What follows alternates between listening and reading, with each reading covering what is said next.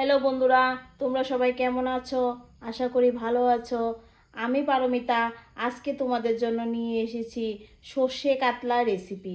তোমরা সবাই সঙ্গে থাকো, দেখতে থাকো আমি কিভাবে এই রেসিপিটা তৈরি করি।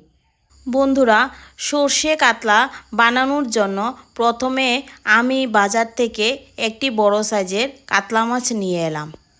কাতলা মাছটাকে ভালো করে ধুয়ে পরিষ্কার করে একটি পাত্রে নিয়ে নিলাম।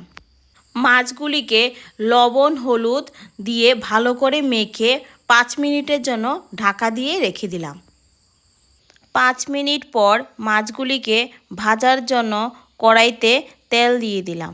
তেল গরম হওয়ার পর মাছগুলিকে ভাজার জন্য তেলের মধ্যে দিয়ে দিলাম।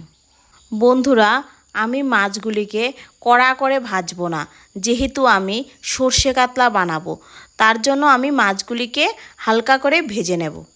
বন্ধুরা, এবার আমার মাছ ভাজা কমপ্লিট হয়ে গেছে। মাছগুলিকে আমি একটি পাত্রে তুলে নিলাম। এবার আমি সর্ষে কাতলা বানানোর জন্য আমি পরিমাণ মতো কিছু সর্ষে, আদা এবং কাঁচা লঙ্কা নিয়ে নিলাম। এবার আমি রেসিপিটা তৈরি করার জন্য কড়াইতে পরিমাণ মতো তেল দিয়ে তেল গরম হওয়ার পর কিছু পরিমাণে কালো জিরে দিয়ে দিলাম।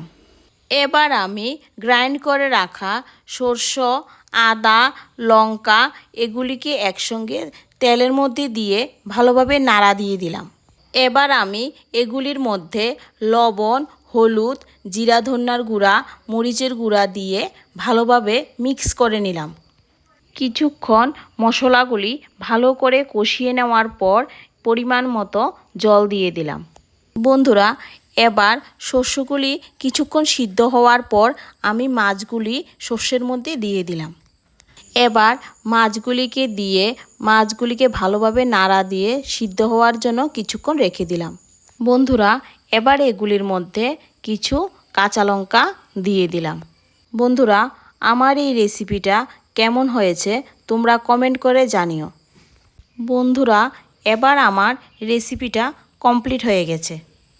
আমার এই ভিডিওটা যদি তোমাদের কাছে ভালো লেগে থাকে, লাইক, কমেন্ট এবং শেয়ার করে দিও। যারা ইউটিউব থেকে আমার এই ভিডিওটা দেখছো, তারা আমার এই চ্যানেলটাকে সাবস্ক্রাইব করে দিও। আমার এই ভিডিওটা দেখার জন্য সকলকে ধন্যবাদ। ভালো থাকবেন।